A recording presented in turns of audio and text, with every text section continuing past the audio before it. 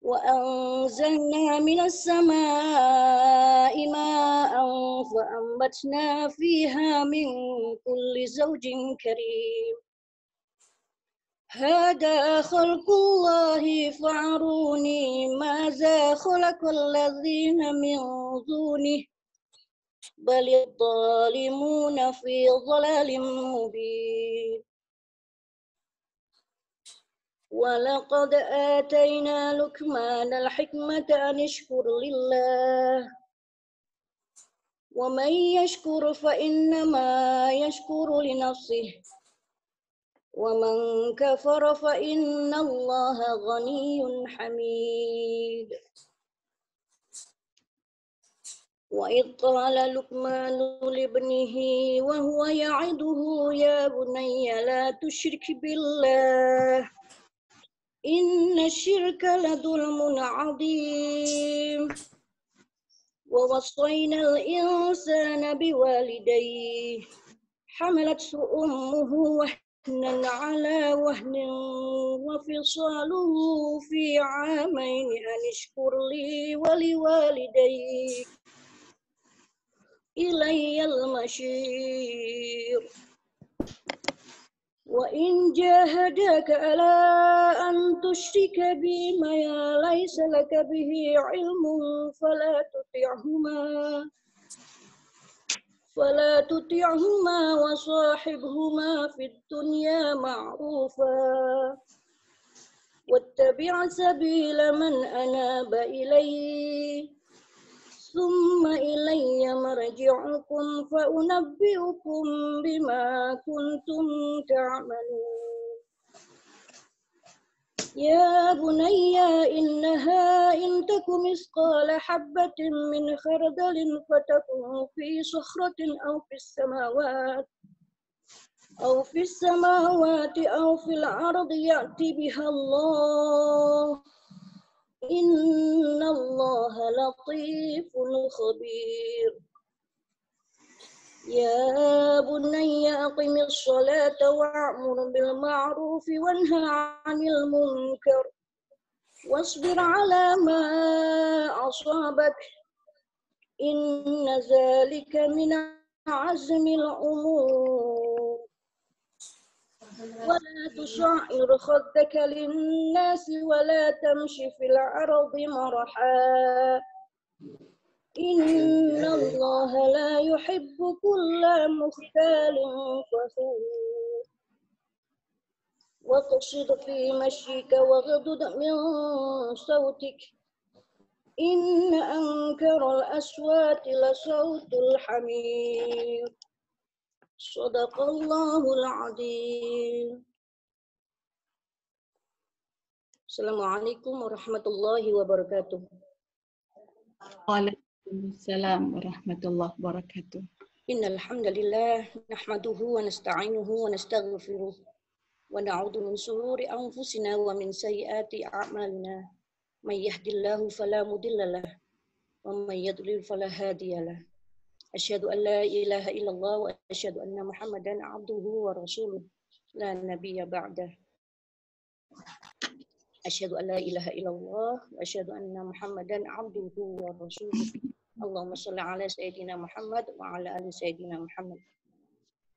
Alhamdulillah, segala puji bagi Allah Al-Khaliq Al-Mudabbir yang menciptakan alam semesta ini. Allah telah mengumpulkan untuk bertaklim pada 1 bulan sekali pertemuan yang rutin, insya Allah akan dibimbing oleh Bunda Evi yang pada hari ini insya Allah mengarahkan tema tentang wanita dan jalan surga. Mudah-mudahan dari awal sampai akhir nanti acara kita bisa mendapatkan segala ilmu yang insya Allah manfaat untuk kita semuanya. Salawat serta salam senantiasa tercurah kepada junjungan kita Nabi Muhammad SAW, kepada para sahabat, keluarganya, dan mudah-mudahan kita semuanya menjadi pengikut Rasulullah SAW. Amin ya Rabbal Alamin. Alhamdulillah Bunda Evi, pengajian ini banyak sekali yang ibu-ibu tunggu.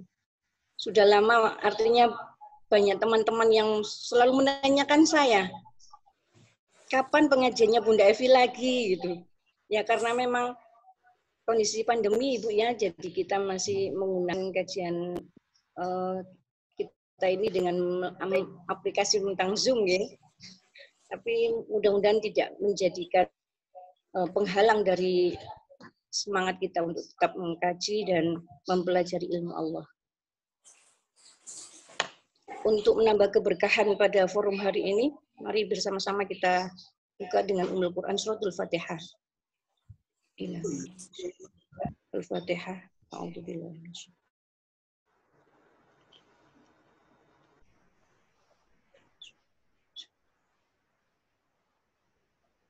Alhamdulillahirabbil alamin.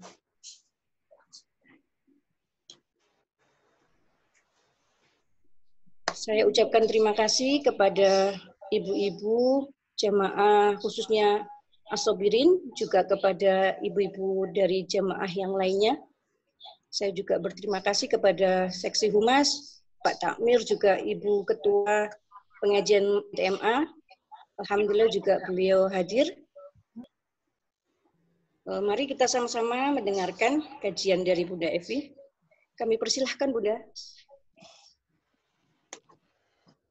A'udzubillahi minasyaitonirrajim. Bismillahirrahmanirrahim. Rabbi shrah li sadri wa yassir li amri wahlul 'uqdatam min lisani yafqahu qawli. Bismillah. Assalamualaikum warahmatullahi wabarakatuh. Waalaikumsalam warahmatullahi wabarakatuh. Alhamdulillah wa syukrulillah.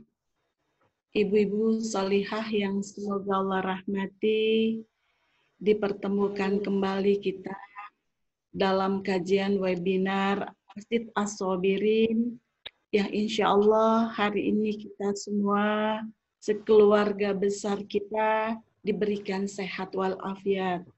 Allah karuniakan kita nikmat yang luar biasa iman dan berupa Islam.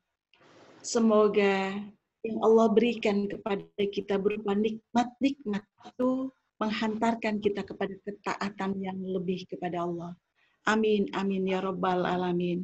Salawat dan salam semoga tercurah kepada Nabi Allah Muhammad Sallallahu Alaihi Wasallam beserta keluarga dan sahabat-sahabat beliau sampai kepada kita hari ini pengikut beliau sampai akhir zaman kelak amma ba'd. Ibu, sahabat-sahabat masjid yang semoga Allah rahmati. Hari ini kita akan berbicara kembali tentang wanita. Kita tidak membicarakan orang lain, tapi kita berbicara tentang kita. Kali ini kita akan mengambil topik wanita dan jalan surga. Kenapa ini menjadi sesuatu yang menjadikan menarik untuk kita bahas, teman-teman? Karena sesungguhnya tujuan kita membangun rumah tangga itu adalah agar seluruh penghuni rumah tangga kita ini sampai di surga.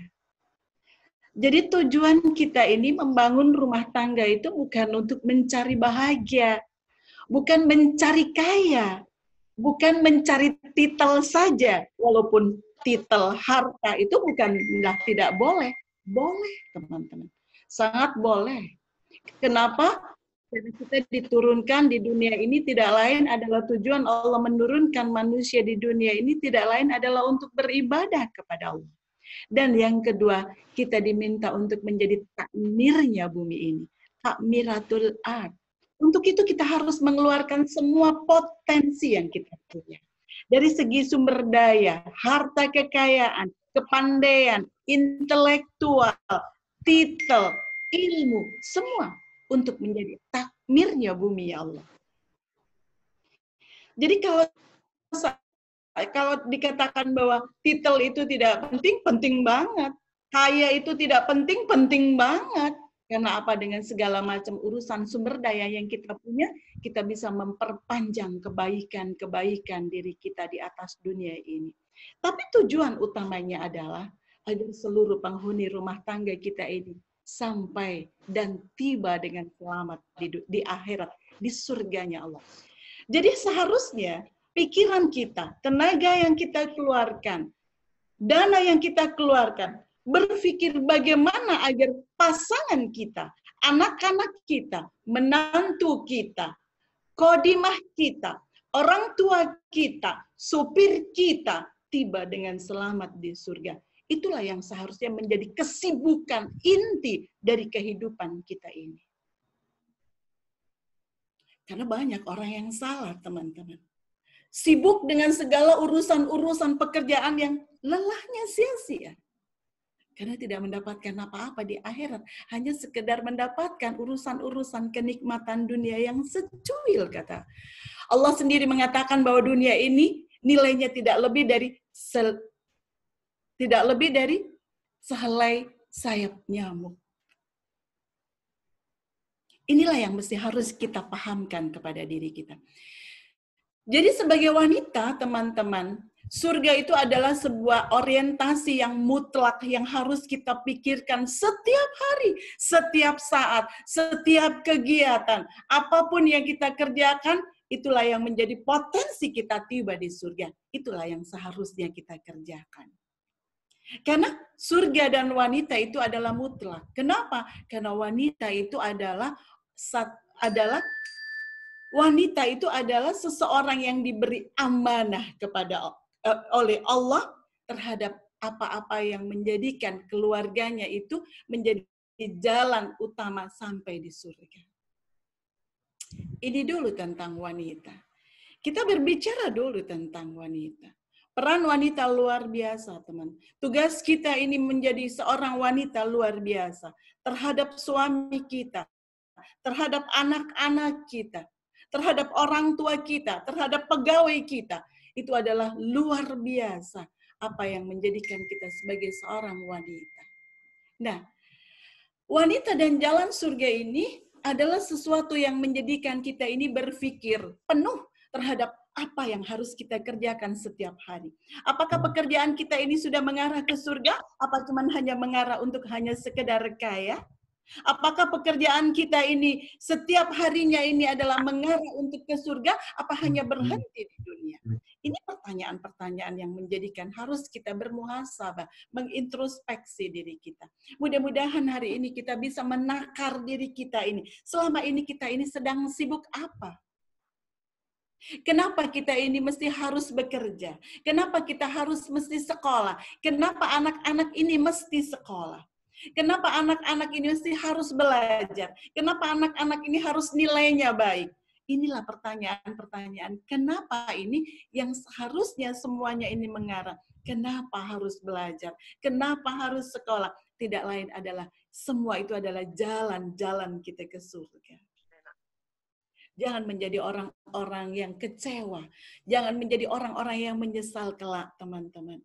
Karena apa yang kita kerjakan ternyata tidak terkontribusi ke dalam urusan-urusan surga kita. Baiklah, kita akan berbicara tentang kiat sukses. Saya belajar dari beberapa seminar. Saya suka sekali menghadiri seminar-seminar motivasi, teman-teman. Seminar-seminar motivasi itu menjadikan saya mengatakan bahwa tidak ada sesuatu kebaikan selain bersumber daripada Islam.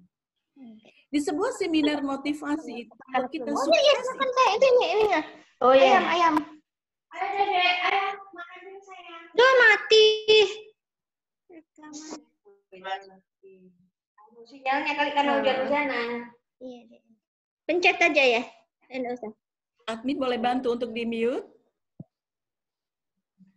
Admin sinyalnya kan. Oh iya. Mbak Nur bolehkah admin boleh dibantu teman-teman untuk di-mute?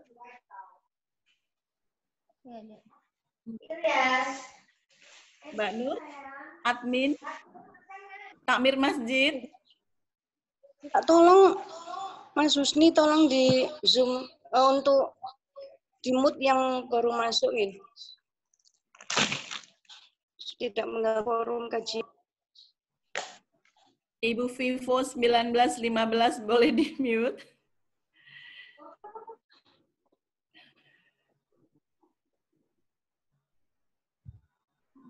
Baik, terima kasih.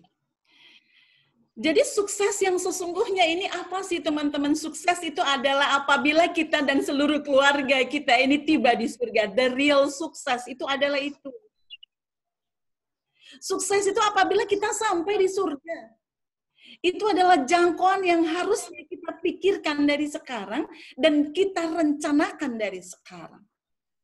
Karena sukses itu tidak ada lain, mutlak itu adalah kalau kita ini tiba di surga. Jadi jangan mengatakan balas, jangan terlalu fanatik. Oh, tidak bisa. Untuk urusan surga itu harus fanatik, teman-teman. Jangan terkecoh dengan orang-orang yang mengatakan, loh kan kita butuh dunia. Loh iya. Saya katakan kepada anak-anak saya, kalau kamu itu hanya sekedar untuk menghafal Quran, banyak yang menghafal Quran. Kalau kamu hanya sekedar hanya untuk kuliah, lebih banyak lagi anak-anak muda di Indonesia yang kuliah.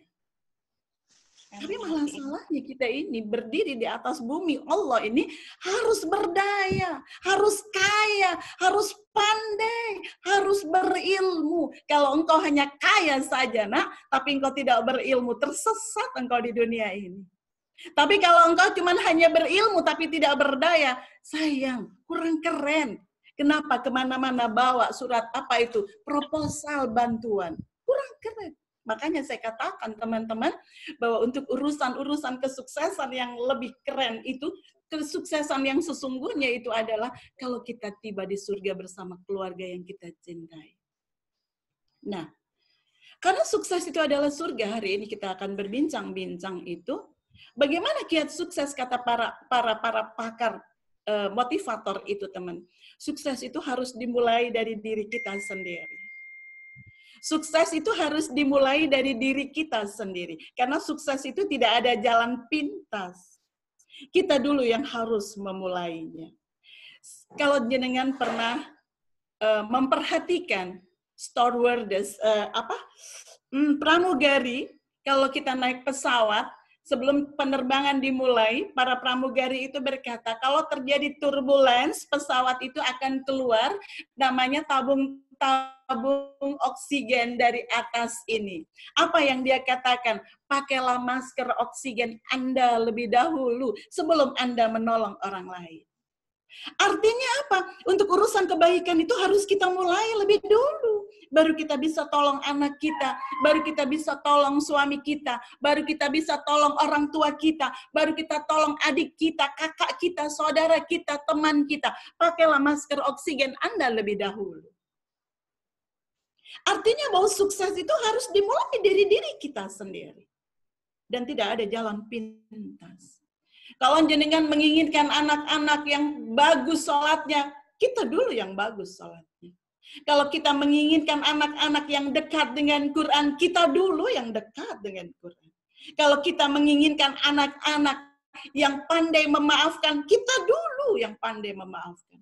Kalau kita menginginkan anak-anak yang orientasinya akhirat, kita dulu orang tuanya yang berorientasi akhirat. Itu tidak ada jalan pintas. Baru nanti ini ada tambahan penghuni baru. Amin langsung gitu. Padahal waktu itu kayak lemah terus jogging kayak gitu.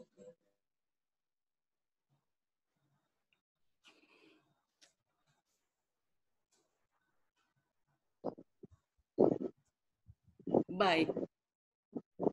Ini yang harus kita perhatikan, teman-teman. Dan yang kedua, sukses, kiat sukses itu adalah belajarlah dari orang yang sukses. Kalau misalkan Mbak Nur ini punya usaha kue bolu yang ngehit, lalu saya mau buka di Sidoarjo, saya pasti datang ke Mbak Nur. Mbak Nur, caranya gimana? Apa sih kiat-kiat suksesnya?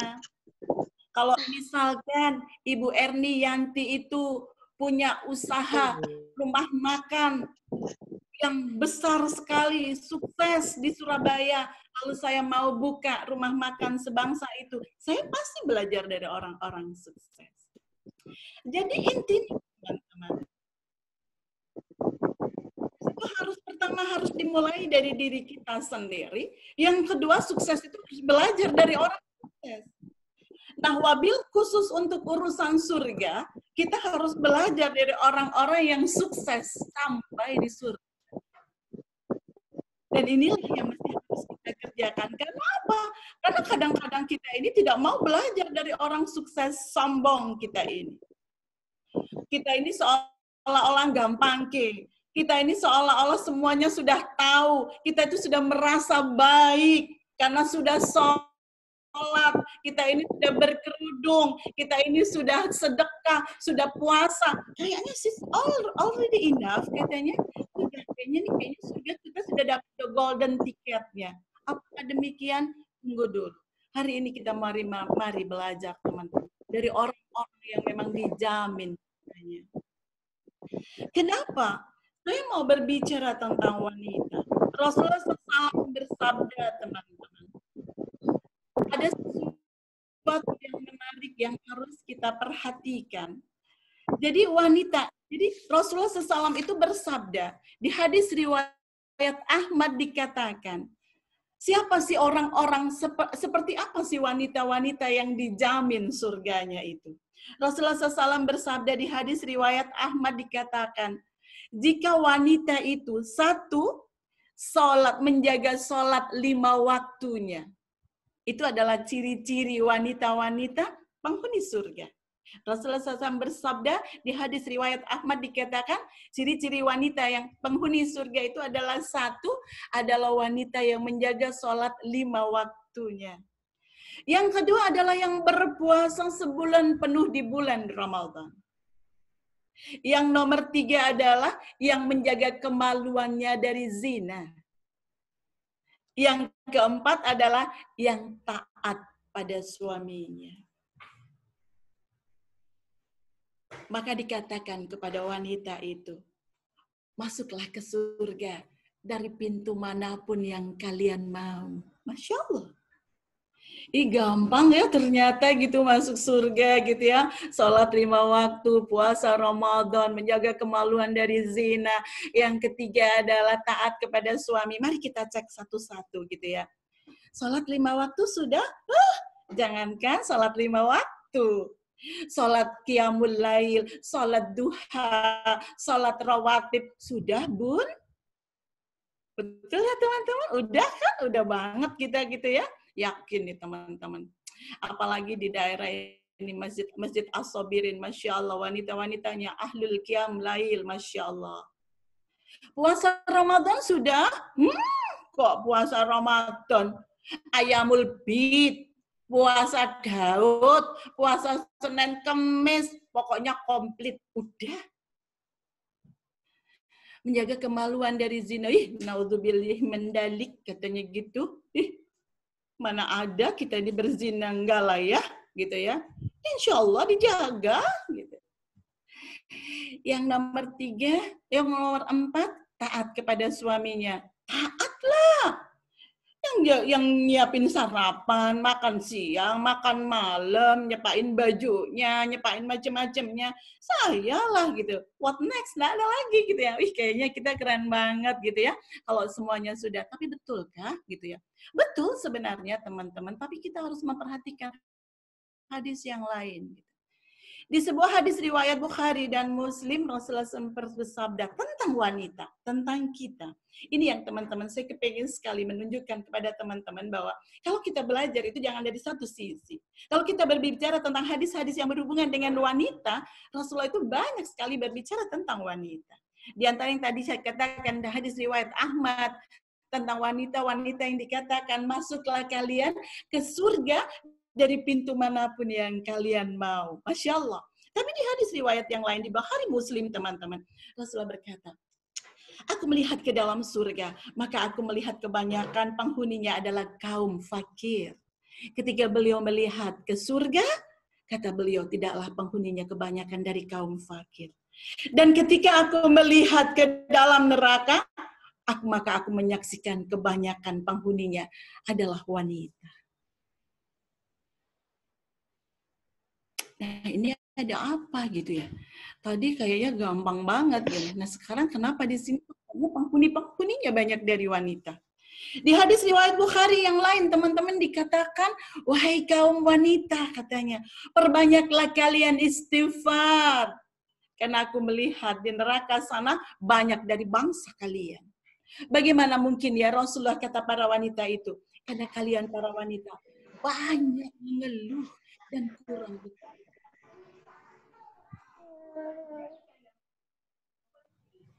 Karena kalian itu banyak mengeluh dan banyak dan kurang bersyukur. Ngeluh, sambatan, teman-teman. Wanita itu kenapa masuk di dalam surga itu banyak mengeluh, menyelisihi kebaikan-kebaikan suaminya.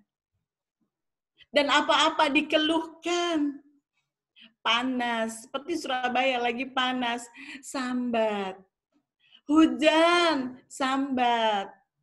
Lapar, sambat. Kenyang, sambat. Lemu, sambat.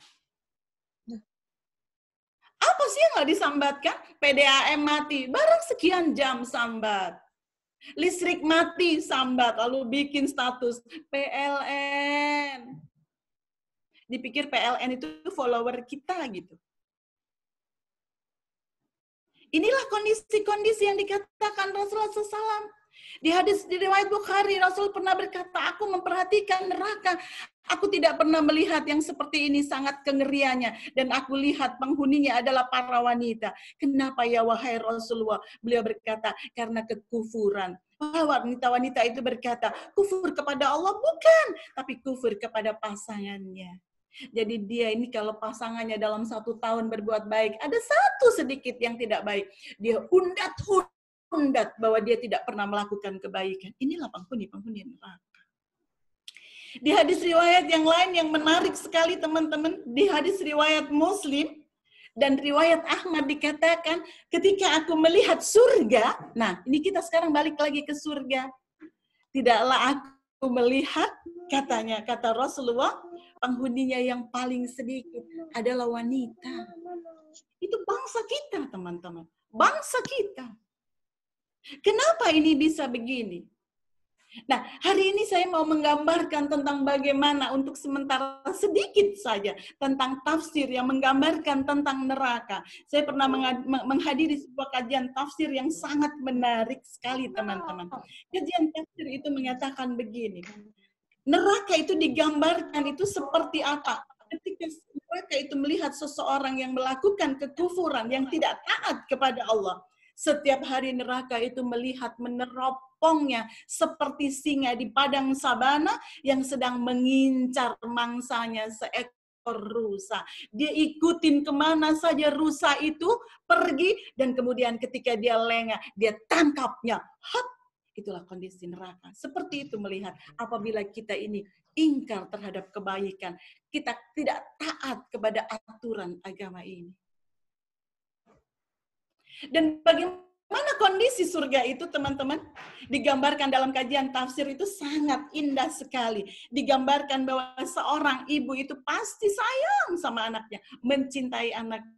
Kalau anaknya pergi sampai malam tidak pulang, setiap ada mobil datang, ibunya datang melihat di jendela, datangkah dia, ditutup, oh bukan. Ketika ada orang jalan, disingkap lagi horden, diakah, oh bukan. Tapi saya cuma menggambarkan di dalam kajian tafsir itu, bagaimana surga itu menggambarkan seseorang, teman-teman. Masya Allah, digambarkan seperti seorang ibu yang berdiri, membuka pintunya.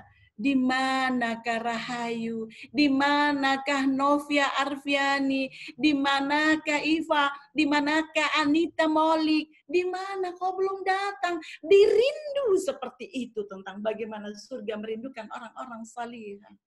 Nah pertanyaannya, apakah kita termasuk wanita-wanita yang dirindukan surga? Mari kita berkaca kepada hari ini, teman-teman.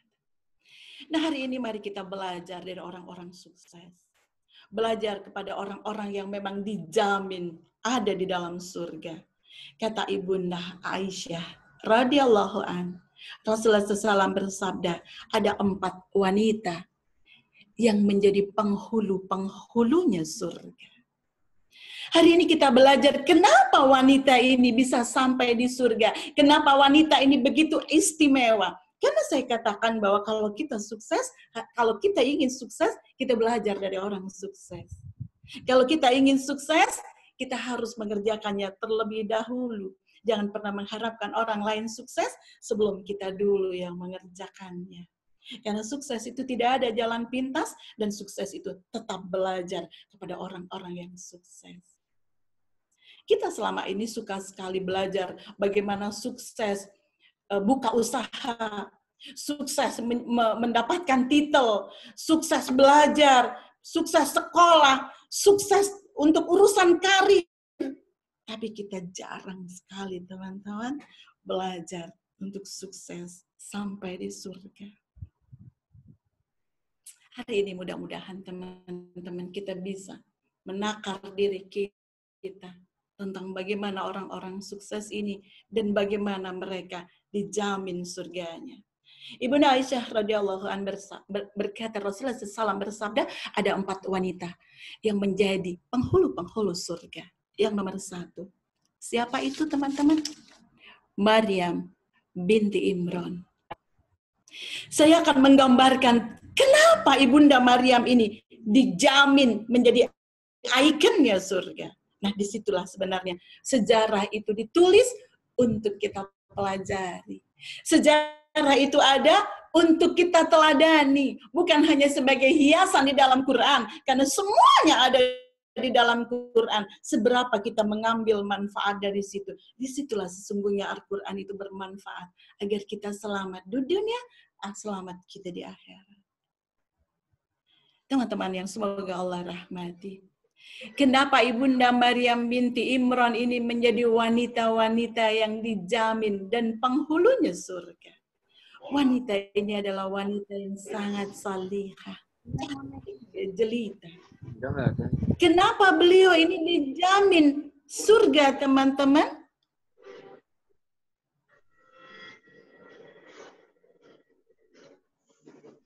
Kenapa teman-teman? Kenapa beliau ini dijamin surga? 1, karena bagusnya ibadahnya kepada Allah. Karena ketaatannya kepada Allah yang luar biasa. Bagaimana dengan kita? Karena istiqomahnya beliau di dalam kebaikan, dalam ketaatan kepada Allah luar biasa. Apa itu taat? Taat itu tahu persis apa yang Allah cinta dan tahu persis apa yang Allah benci.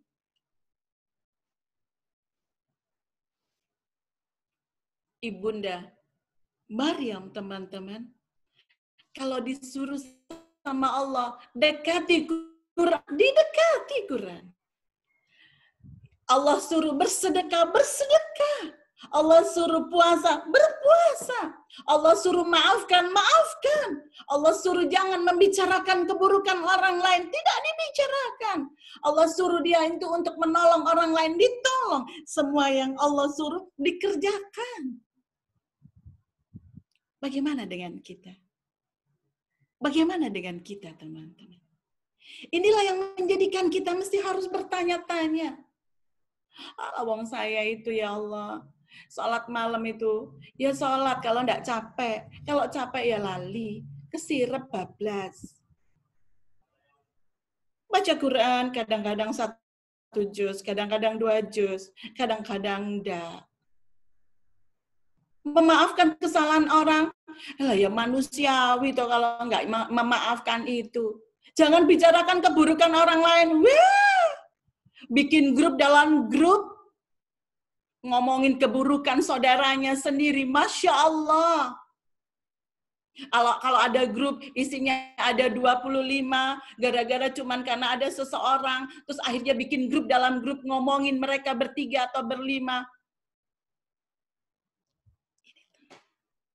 Ibunda Maryam binti Imran, Masya Allah teman-teman. Kenapa dia dijamin surga? Karena bagusnya ibadahnya. Bagaimana dia menjaga dirinya. Bagaimana kalau Allah perintahkan agar tidak berkhalwat dengan laki-laki. Dia ada di mihrabnya. Dia betul-betul jaga. Bagaimana dengan kita? kalau kita mengharap bahwa surga itu merindukan kita. Mari kita evaluasi diri kita, teman-teman. Ada banyak hal yang mesti harus kita evaluasi untuk urusan surga ini. Wabil khusus untuk urusan taatan. Yang kedua, kenapa Ibunda Maryam ini, teman-teman, dia dijamin surga? Karena sabarnya yang luar biasa atas ujian yang ditimpakan kepadanya. Mari kita perhatikan orang-orang yang dijamin surga itu pasti yang pertama adalah ibadahnya. Hubungannya dengan Allah pasti baik. Itu dulu yang harus kita perhatikan. Orang-orang yang dijamin surganya adalah orang-orang yang hubungannya dengan Allah pasti baik. Hubungannya dengan sesamanya juga pasti baik. Kenapa? Iman ini, teman-teman, adalah hablu minallah, hablu minan nas. Baik dia ini hubungannya dengan Allah, tapi baik pula hubungannya dengan sesama. Banyak orang-orang yang baik hubungannya dengan Allah. Salatnya baik, puasanya baik, bacaan Qur'annya baik, setiap bulan pergi umrah, setiap tahun pergi haji, teman-teman. Tapi hubungannya kepada sesama tidak baik. Itu bukan Islam. Tapi ada juga orang-orang, aku loh yang penting, tidak jahat sama orang, baik sama orang, nggak pernah korupsi, nggak pernah nyolong. Mending aku kan Mbak Evi, saya itu walaupun salatnya bolong-bolong, tapi saya nggak pernah jahat sama orang, nggak pernah nyuri, nggak pernah korupsi. Lo ya lah, lo nemen. Banyak, jangan terkecoh teman-teman. Islam itu adalah dibangun antara hablu minallah, hablu minan nas. Baik hubungannya sama Allah dan baik hubungannya dengan sesama. Kalau ada orang yang baik hubungannya dengan sesama tapi tidak baik hubungannya dengan Allah, adalah orang-orang yang tidak bisa dipercaya.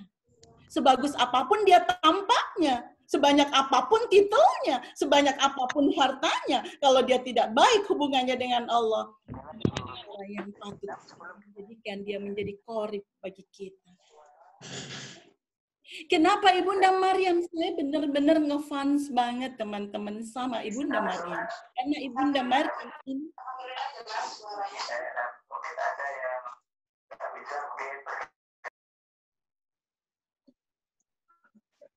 Ibu Kartini HS, Ibu Kartini. Ibu Kartini.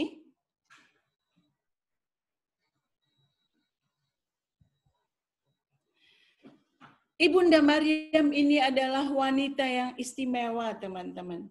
Karena tidak ada nama wanita yang tercantum di dalam Al-Quran selain nama Maryam.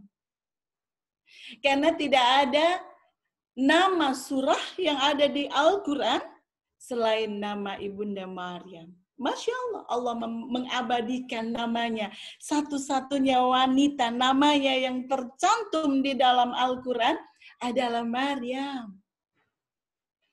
Saking ngefannya dengan nama Maryam, teman-teman. Setiap saudara yang tanya sama saya, Kak, punya koleksi nama bayi perempuan, tak? Saya bilang, ada. Siapa? Maryam. Kalau ada teman saya bilang, bagi dong nama untuk bayi perempuan, anak saya baru lahir. Ada tak? Ada. Siapa? Maryam. Ada teman-teman Ustadz, Bunda, boleh tidak ada referensi nama yang bagus untuk nama bayi perempuan? Saya bilang, ada, Maryam. Saya saking sukanya dengan nama Maryam. Sampai saya itu bercita-cita dulu, teman-teman, sejak dulu pengen punya anak yang namanya Maryam. Tapi sayang anaknya semua laki-laki. Nah sekarang saya berharap dari cucu saya, teman-teman. Ini ngomong-ngomong, cucu saya mau lahir. Saya tanya sama anak saya, sudah sedia nama anak? Sudah, Bun. Kalau perempuan namanya siapa? Insya Allah Maryam. Alhamdulillah. Saya bilang, tapi koyo lanang, Bun. Alah, padahal. Maryam, teman-teman. Kenapa dia menjadi ikonnya surga? Karena bagusnya ibadahnya, taat dia kepada Allah. Kalau Allah suruh, kerjakan. Kalau Allah larang, ini kerjakan. Jangan berdebat, tidak berdebat. Jangan membicarakan keburukan orang lain, tidak dibicarakan. Maafkan. Jangan marah, tidak marah. Jangan sombong, tidak sombong. Itu Ibunda Maryam, teman-teman. Dan yang kedua, karena kesabarannya di dalam menerima ujian hidupnya. Ibunda Maryam ini adalah orang yang menjaga kesuciannya luar biasa. Lalu dia diuji hamil tanpa suami. Seantero daerah di mana yang mengenalnya dia, mengecamnya. Kalau zaman sekarang mungkin banyak hatersnya dia itu. Dijulitin, katanya solihah, kok hamil di luar nikah. Katanya solihah, kok hamil nggak ada suaminya. Tapi dia betul-betul dia ini tauhidnya kepada Allah terhadap ujian yang ditimpakan kepadanya. Kalau kita sudah bunuh diri mungkin itu teman-teman. Sampai kadang-kadang dia pun sempat ada perasaan, dia katakan, ya laitani, ya Allah seandainya dulu aku itu terkubur aja, mending daripada aku seperti ini. Saking beratnya ujiannya teman-teman. Dan tidak main-main ujiannya. Tapi dia itu lulus ujian. Itulah yang menjadikan dia ini mendapatkan pahala surga. Hanya dengan kesabaranlah. Pahala tanpa batas. Begitu Allah berjanji bagi orang-orang yang sabar. Yang kedua siapa teman-teman? Yang kedua adalah Fatimah binti Rasulullah sallallahu alaihi wasallam. Yang nomor 2 ini adalah wanita yang luar biasa menakjubkan. Fatimah putri Rasulullah. Masya Allah teman-teman. Apa yang menjadikan dia? Ini Ibunda Aisyah sendiri yang mengatakan ada 4 wanita ikon yang dia sebagai penghulu surga. Dan di mana Ibunda Aisyah bukan termasuk menjadi penghulu surga itu. Bayangkan teman-teman. Sedangkan kita tahu Ibunda Aisyah itu siapa? Wanita yang juga dijamin surga tapi bukan sebagai penghulunya surga. Orang yang nomor 2 ini adalah Fatimah binti Rasulullah SAW. Kenapa? Pastilah karena kebagusan ibadahnya. Karena beliau dididik sendiri oleh ayahandanya. Tapi yang menarik yang saya amati adalah karena kesabaran atas ujian yang ditimpakan kepadanya. Ibunda Fatimah ini teman-teman, Masya Allah. Dia ini diuji kemiskinan. Dia diuji tidak memiliki harta yang banyak. Tapi dia itu menjalani kehidupannya dengan sangat sukacita. Nggak pakai gondoan, nggak pakai mencucuan, nggak pakai stres. Dia ini tidur ketika musim dingin tidak punya selimut. Dia tidur di jerami-jerami. Anak Rasulullah, anaknya presiden. Sampai suatu hari, tangannya melepuh karena dia menggiling gandum untuk makanan keluarganya. Lalu suaminya berkata, ya Fatimah, Rasulullah itu baru pulang perang dan membawa banyak tawanan perang. Ayolah, kita minta satu untuk Qadimah yang bisa membantumu urusan pekerjaan. Lalu mereka berdua datang ke rumah Rasulullah. Dengan malu-malu mereka menyampaikan maksudnya. Tapi apa yang terjadi? Rasulullah berkata, ya Fatimah, maukah engkau aku beri sesuatu yang lebih baik daripada hanya sekedar pembantu? Lalu Fatimah berkata, pasti kami mau ya Rasulullah. Kata Rasulullah, sebelum engkau mendatangi tempat tidur kalian, bacalah tasbih 33 kali, tahmid 33 kali, tahlil 33 kali. Itulah yang lebih baik dari hanya sekedar qadimah. Lalu mereka pulang, teman-teman. Kata Fatimah, demi Allah, sejak itu aku pergi tidur tidak pernah melupakan apa yang diwasiatkan Rasulullah kepada aku. Nggak pakai julit-julitan, cek nemene, njaluk pembantu dikai tahlil. Nggak pakai gitu, teman-teman. Masya Allah.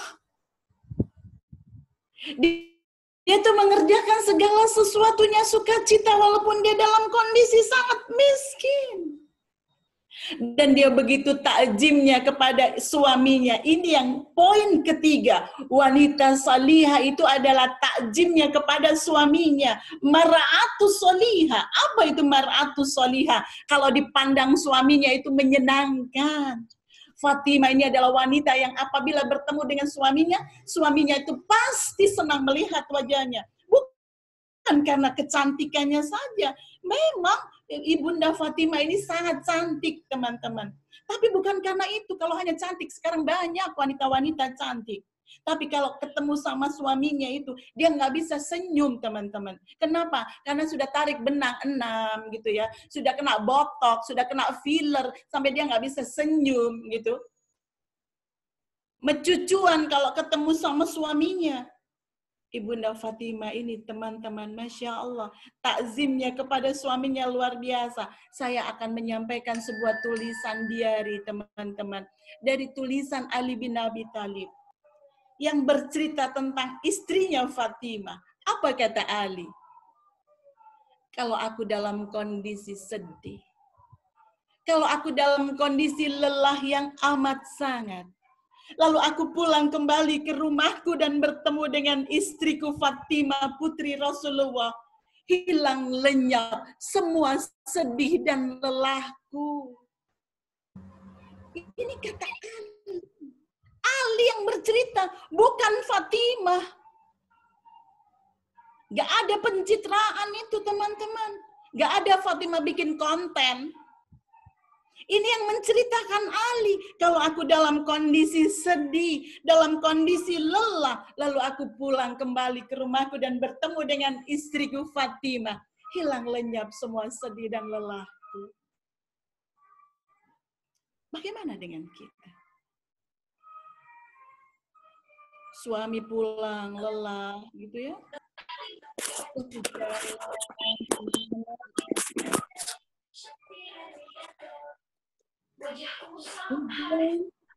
HP-nya ketinggalan, mobilnya mogok, habis dimarahin sama owner, termin nggak keluar, pulang telat ke rumah belum makan, lalu dibuka lah pintunya, ding dong, si istrinya dibuka, pakai tank top, daster yang nggak tanpa lengan, kan lagi panas nih Surabaya. Pakai rambutnya dikuncrit, pakai krem malam. Ayah ini dari mana sih? Ditelepon dari tadi nggak bisa. Kata istrinya, kata suaminya, ya Allah, habis jatuh tertimpa tangga katanya. Makin lelah dia. Bagaimana kita ini, teman-teman? Bagaimana kita ini kepada suami? Bagaimana ketaatan kita ini kepada Allah? Bagaimana sabarnya kita terhadap ujian kita ini? Inilah yang menjadikan kita ini level-level seseorang itu ada di surga. Atau sebaliknya. Saya itu teman-teman, kalau kita ini mengambil sebuah angka 1 sampai 10, sesungguhnya kita ini level ibadah kita ini sebelah mana? Level sabar kita ini sebelah mana? Level ketaatan dan ketakziman kita kepada suami ini sebelah mana? Jangan menjadi orang-orang yang menyesal. Dia tidak menggambarkan tentang sesalnya seseorang antara neraka dan surga, itu jelas. Tapi saya bercerita tentang nyesalnya orang yang ada di dalam surga, teman-teman. Suatu hari, ini saya tuh benar-benar emosional ketika membaca sejarah ini. Suatu hari ada seseorang yang tinggal di surga. Lalu tiba-tiba dia membau sebuah bau yang sangat harum. Ada sesuatu yang netes dari atas dan sesuatu itu sangat harum. Lalu ditanya kepada para malaikat, bau apa ini? Begitu harumnya baunya. Kata Kata penghuni surga itu, oh, itu penghuni surga yang ada di atasmu. Dia mendapatkan kemuliaan, di mana dia mendapatkan parfum, bau-bauan yang sangat wangi seperti itu.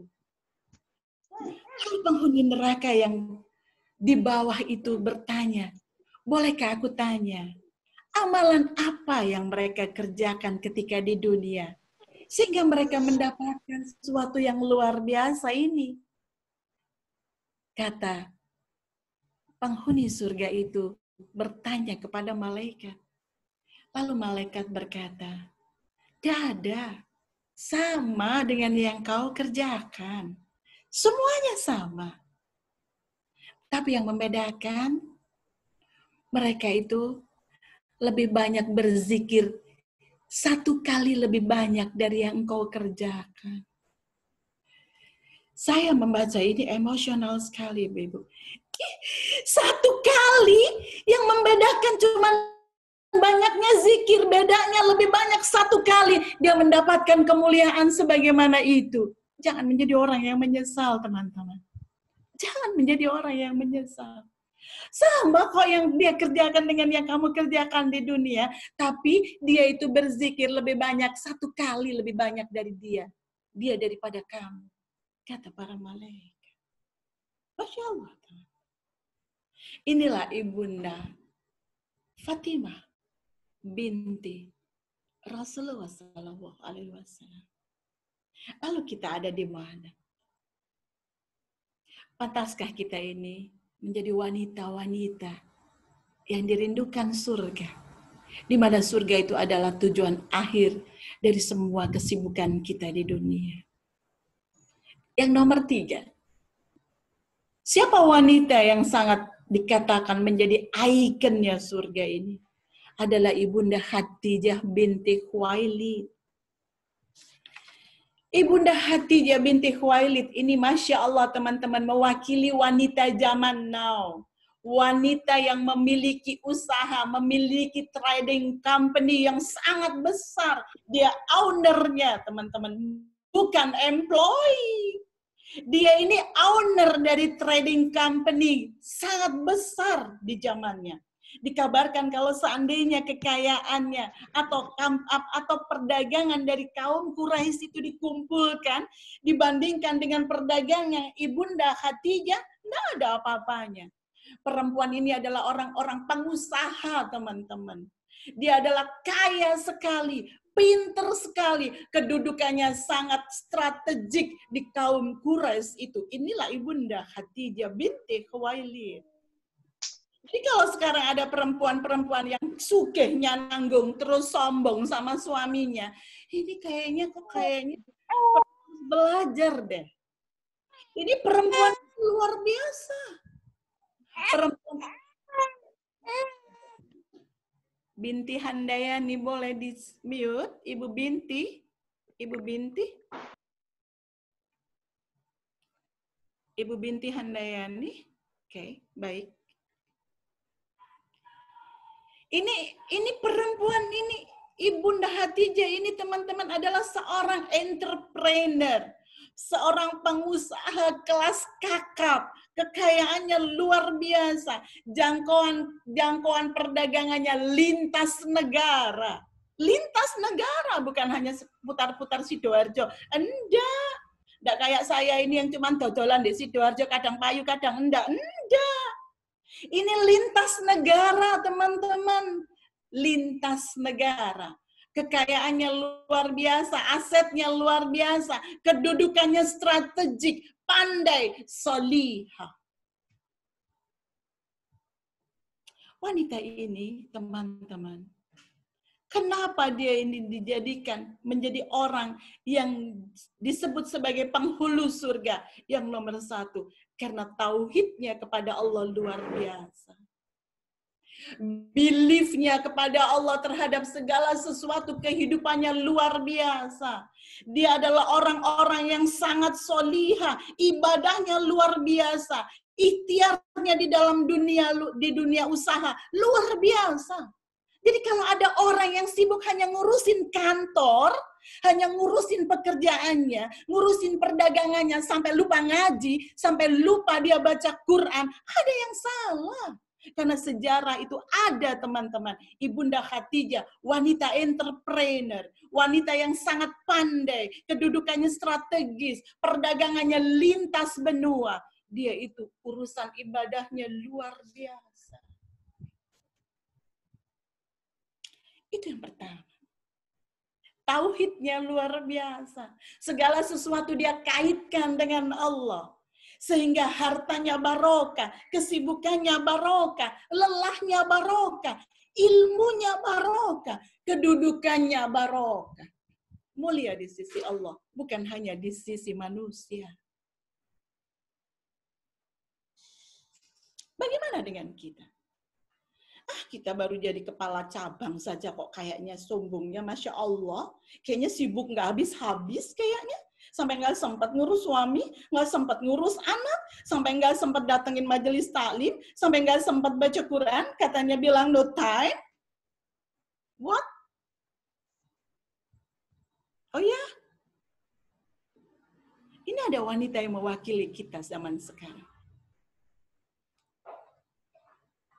Dan dia ini, Ibunda Khadijah ini adalah satu-satunya wanita yang sudah wafat yang bisa memantik cemburu istri Rasulullah. Walaupun dia sudah wafat, beliau ini sudah wafat, bisa memantik cemburu. Ada orang cemburu sama yang sudah meninggal. Inilah Ibu Khadijah, karena saking memukaunya akhlaknya. Kata Rasulullah SAW. Rasulullah SAW menggambarkan tentang Ibunda Khadijah ini. Luar biasa. Bagaimana aku tidak mencintainya. Bagaimana aku bisa melupakannya. Saat semua orang mengusir dan menjauhiku, dia beriman pada aku, kata Rasulullah SAW. Masya Allah, teman-teman. Ketika semua orang mengusir dan menjauhiku, dia beriman kepada aku. Saat semua orang mendustakanku, dia meyakini kejujuranku. Sewaktu semua orang menyisihiku, dia menyerahkan semua hartanya padaku. Semua, teman-teman. Kita percaya bahwa Rasulullah tidak pernah berdusta. Ketika semua orang menyisihiku, dia serahkan semua hartanya padaku untuk perjuangan dakwahku. Kita bagaimana? Tekku, Pak. Tekku dewe.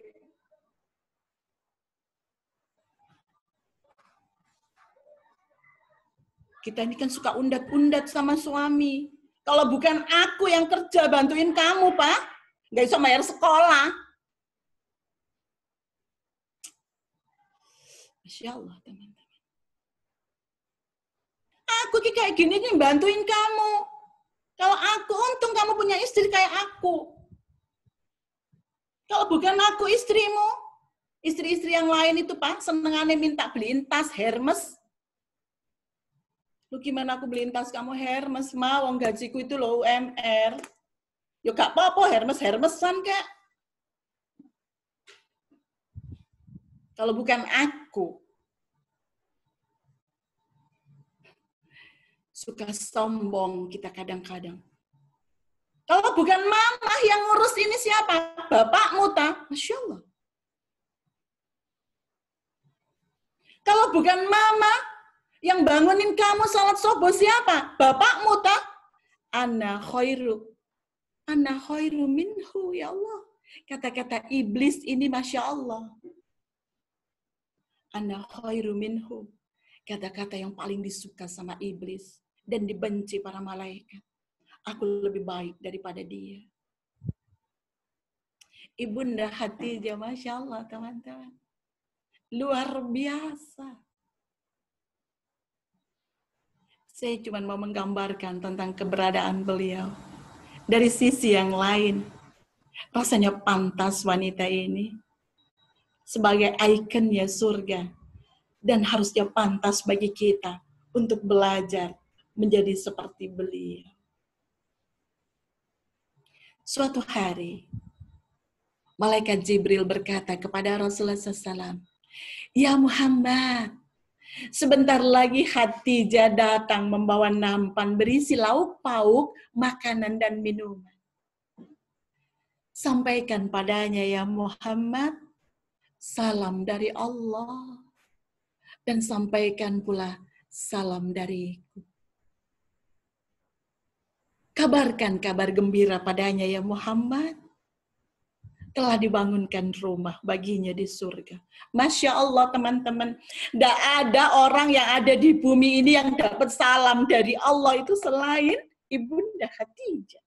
Dapat salam dari malaikat, ya Allah, Masya Allah, kita ini dapat salam itu dari siapa lah, dari siapa? Teman-teman mau dari siapa? Orang terkenal di Indonesia siapa?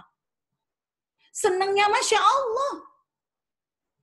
Dapat salam dari Kapolda ini, dari Kapolda itu, wis dari bupati ini, dari wali kota ini, semua.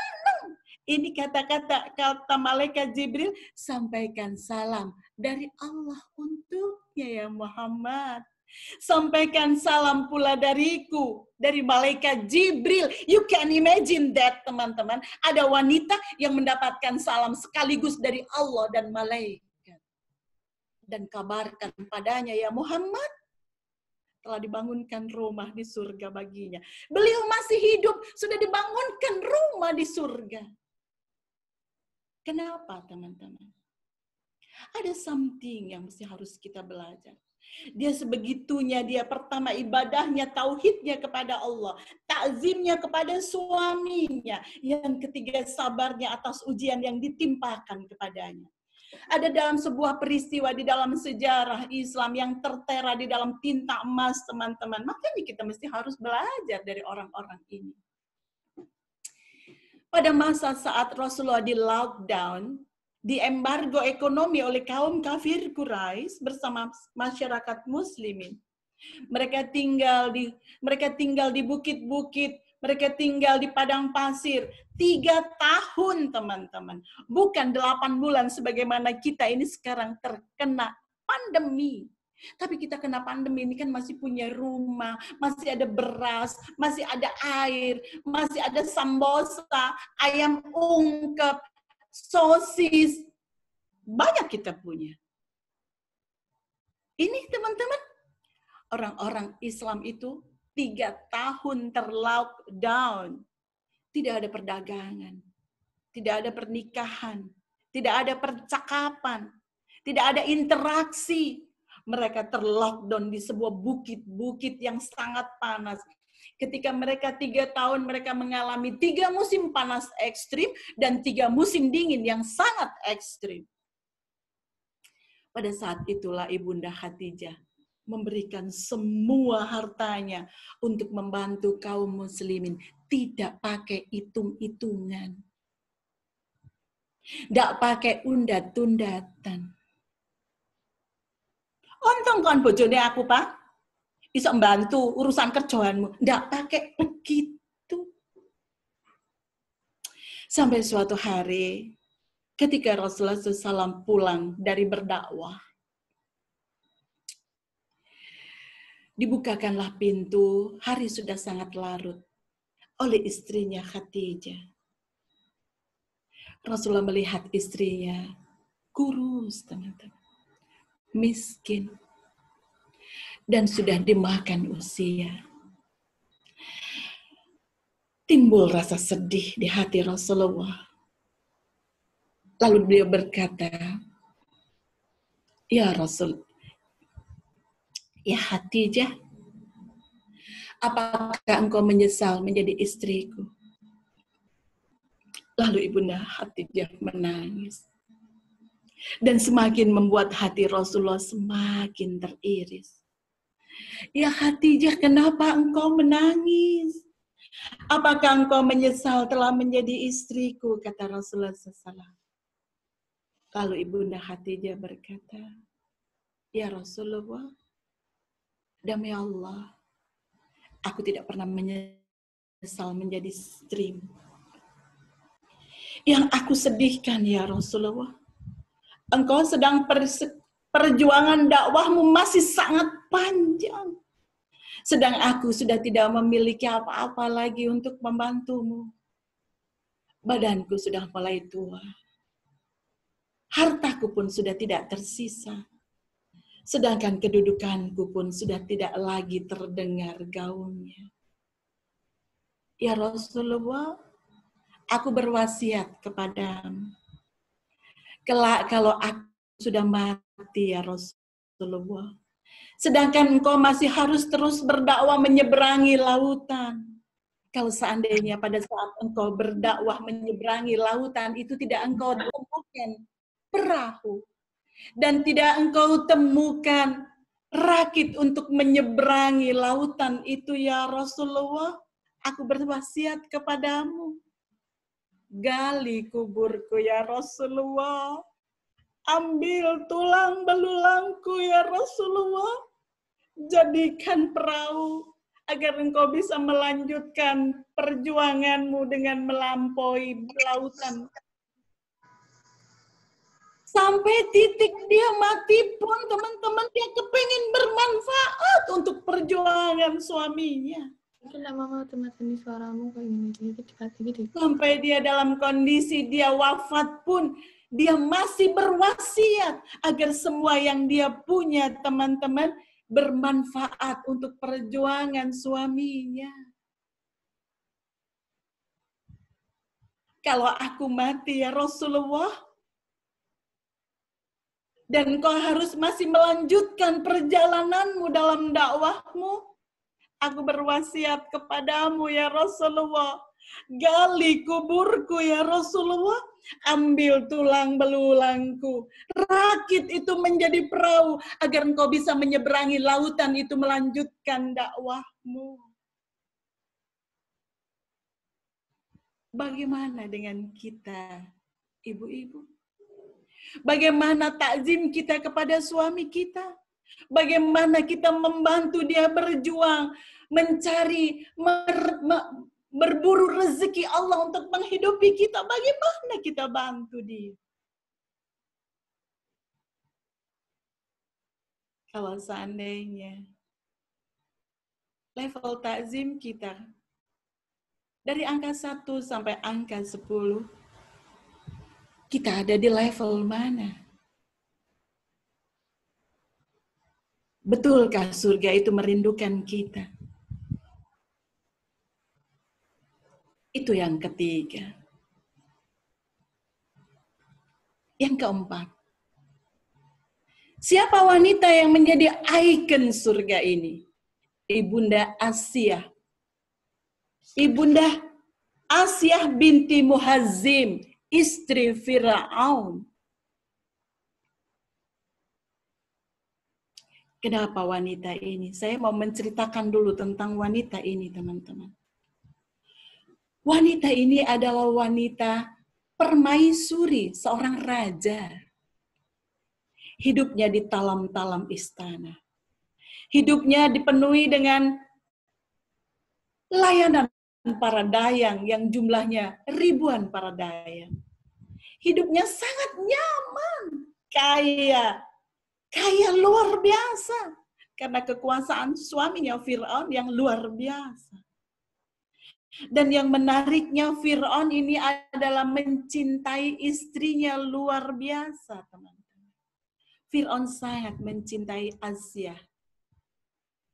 Dan orang-orang penduduk di negeri itu juga sangat mencintai Asiyah karena kebaikan akhlaknya. Sampai apapun yang diminta Asiyah dibolehin sama Imran, boleh. Saking cintanya saking cintanya Fir'aun pada Asiyah. Sampai suatu hari ada keputusan dibunuhlah semua bayi laki-laki. Lalu tiba-tiba di sungai yang melintasi halaman istana, Asiyah menemukan bayi laki-laki. Lalu dia meminta izin kepada Fir'aun, bolehkah kita pelihara bayi ini? Siapa tahu bayi ini bermanfaat buat kita. Kata Fir'aun, apa? Boleh. Saking cintanya dia pada istrinya. Sampai suatu hari prahara yang luar biasa terjadi.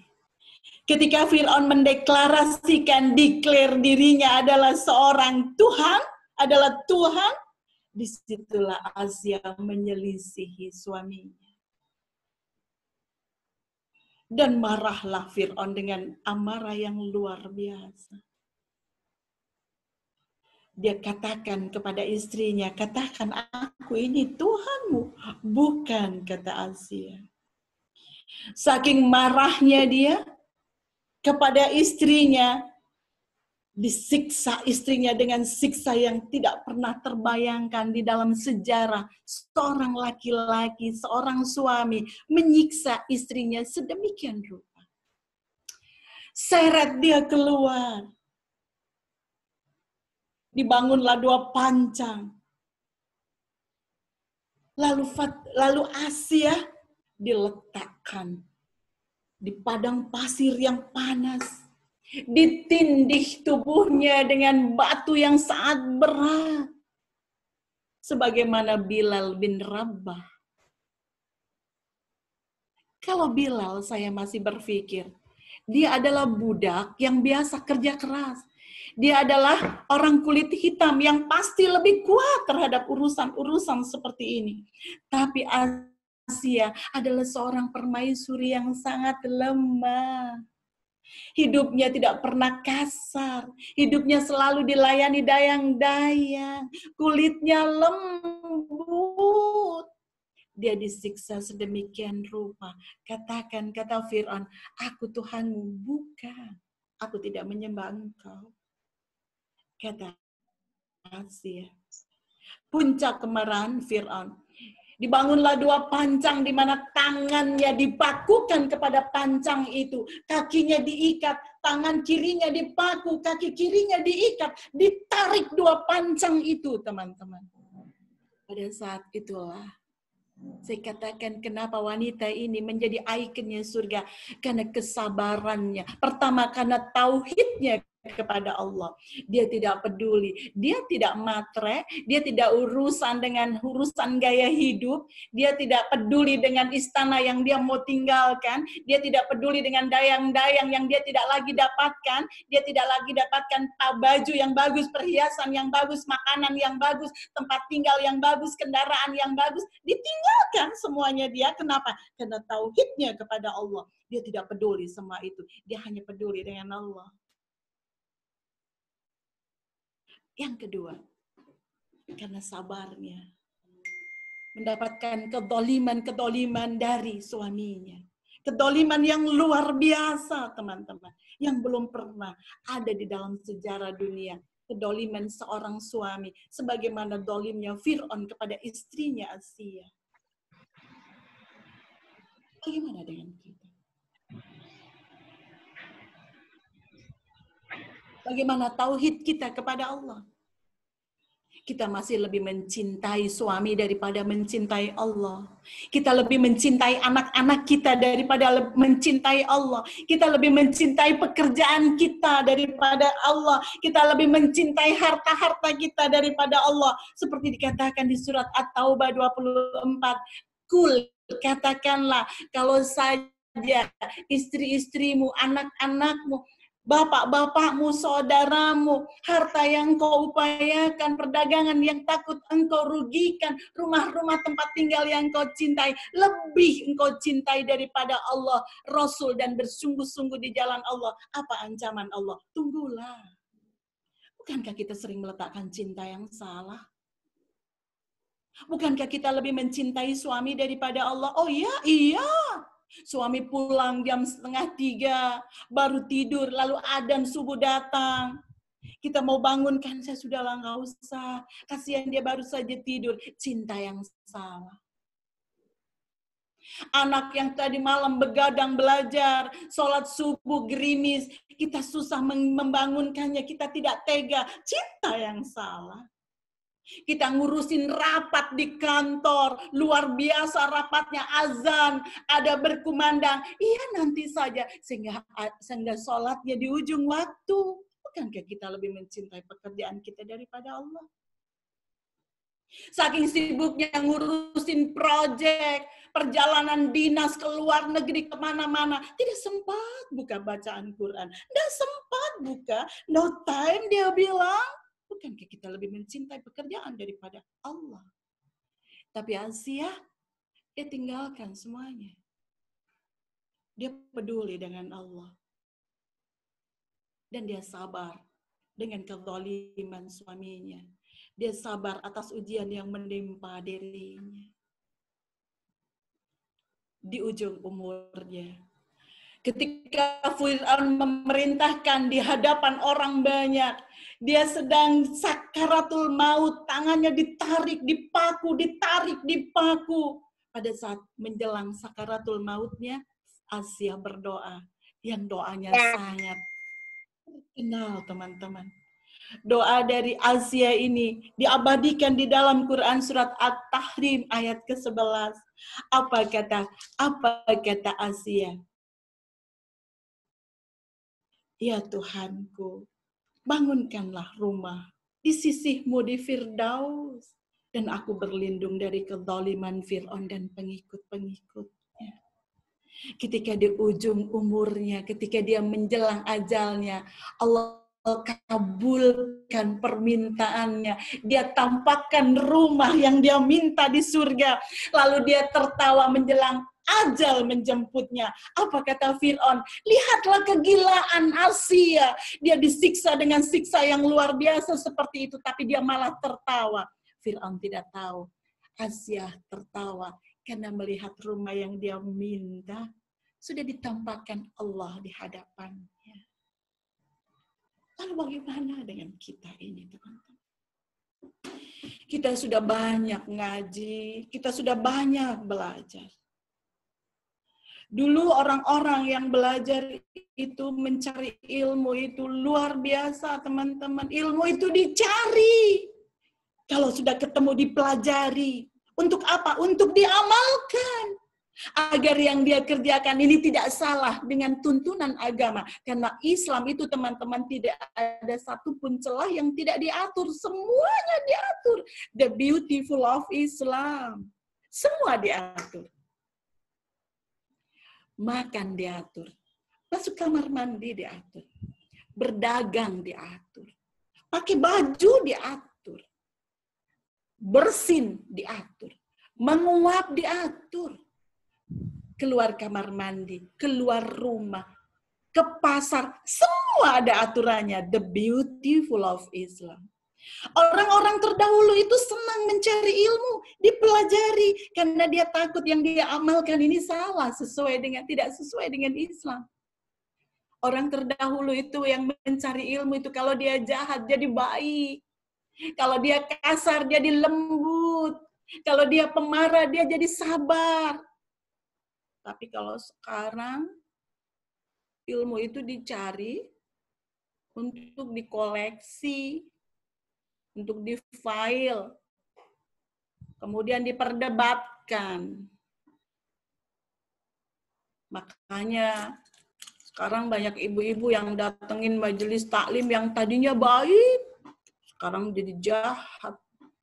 Bukan di sini loh ya, bukan di sana. Yang tadinya sabar, jadi ngamuan. Yang tadinya ibu ini lembut, jadi kasar. Harusnya orang yang merasa manfaat kita belajar ini siapa, teman-teman? Keluarga kita. Harusnya yang merasakan manfaatnya kita banyak belajar ini suami kita, anak-anak kita. Bunda itu sering ngaji diasobirin, yang tadinya dulu bunda itu pemarah sekarang jadi sabar ya. Harusnya begitu. Bunda itu dulu tuh kan kasar gitu, karena sekarang sering ngaji di tempatnya asobirin gitu sama di sahabat masjid. Sekarang bunda itu jadi lembut. Harusnya begitu. Bagaimana kita? Anak-anak kita itu lebih senang, suami kita lebih senang dekat-dekat dengan kita, apa lebih senang dekat-dekat sama sepeda Bromptonnya? Anak-anak kita lebih senang dekat dekat-dekat sama kita, atau anak-anak kita lebih senang dekat-dekat sama Mobile Legends-nya? Mari kita menakar diri, teman-teman. Mari kita tidak membicarakan orang lain. We are talking about ourselves. Dan orang-orang ikon 4 surga ini yang pertama karena bagusnya ibadahnya, karena tauhidnya kepada Allah yang luar biasa. Dia menyertakan Allah dalam setiap kegiatannya. Yang kedua apa? Karena kesabaran atas ujian yang menimpa dirinya. Yang ketiga apa? Karena takzimnya kepada suaminya. Karena suami itu adalah jalan surga kita. Dia bisa menjadi neraka atau surga bagi kita. Jagalah ini baik-baik, teman-teman. Ridho dia adalah ridhonya Allah. Jadilah mar'atus sholihah. Sebagaimana 4 wanita-wanita ikon surga ini. Terakhir, teman-teman. Wanita sholihah itu aplikasinya adalah akhlak karimah. Akhlak karimah itu bisa dinilai dari bagaimana dia berinteraksi dengan sesama. Dengan suaminya, dengan anaknya, dengan ibunya, dengan adiknya, dengan tetangganya, dengan teman-temannya. Orang-orang sholih terdahulu, teman-teman. Tetangganya pun itu sampai nggak mau rumahnya dijual. Saya pernah membaca ceritanya Imam Ahmad bin Hambal. Ada salah seorang rumah yang dekat dengan rumahnya beliau. Lalu mau dibeli oleh seorang yang sangat kaya, ingin perluasan rumahnya. Dia katakan, aku tidak jual rumahku. Aku beli 10 kali lipat. Aku tidak jual. Aku beli 100 kali lipat. Aku tidak jual. Kata pemilik rumah miskin itu. Apa alasanmu? Bukankah engkau bisa membeli rumah yang lebih bagus dari rumahmu ini? Dia bilang, karena aku bertetangga dengan Imam Ahmad bin Hambal. Bagaimana tetangga kita? Senang gak sih dekat-dekat sama tetangga sama kita? Apakah mereka alhamdulillahirabbil alamin kalau kita pindah? Mari kita tanya. Bagaimana kontribusi kita kepada tetangga? Apakah kita ini benar-benar sensitif atas kebutuhannya? Atas kesedihannya? Atas kekurangannya? Apakah kita sensitif? Kita salihat teman-teman yang dirindukan surga. Tampak dari akhlak karimahnya. Pakai foto-foto apa, Ma? Kalau diedarkan ini, Ma. Saya akan mendukung kajian pada siang hari ini, teman-teman, dengan sebuah kisah yang sangat luar biasa, yang mungkin saya akan belajar lagi dari kisah-kisah ini. Dan mudah-mudahan kisah ini juga teman-teman bisa mengambil pelajaran darinya. Ada sepasang pengantin baru. Ada seorang wanita yang baru menikah. Wanita muda yang baru menikah dengan seorang laki-laki. Mereka pergi berbulan madu selama 30 hari. Lalu pasangan ini pulang ke rumah laki-laki suaminya itu.